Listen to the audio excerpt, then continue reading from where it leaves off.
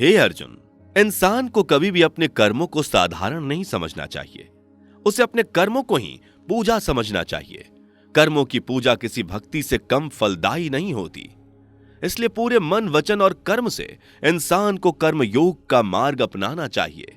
हे अर्जुन, हमें हर एक कर्म का आरंभ ये मानकर करना चाहिए कि यह कर्म ईश्वर की भक्ति और पूजा के समान ही पवित्र है।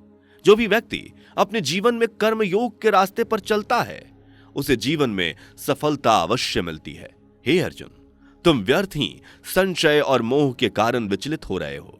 मृत्यु और जीवन तो प्रकृति का अनिवार्य चक्र है। जिस भी व्यक्ति ने जन्म लिया है, उसकी मृत्यु भी निश्चित होती है। इसलिए हमें मृत्यु से डरे बिना अपने कर्म को करते रहना चाहिए। अर्जुन, प्रकृति का परिवर्तन चक्र बहुत अनोखा है। महाभारत के युद्ध में जिन लोगों की मृत्यु निश्चित है, उनकी मृत्यु अवश्य होगी। तुम केवल उनकी मृत्यु का माध्यम बनकर पैदा हुए हो। तुम अगर अस्त्र नहीं उठाते हो तो भी इन सब की मृत्यु अवश्य होगी। इस समय यही आवश्यक है कि तुम अपनी सारी चिंता ईश्वर पर छोड़ दो।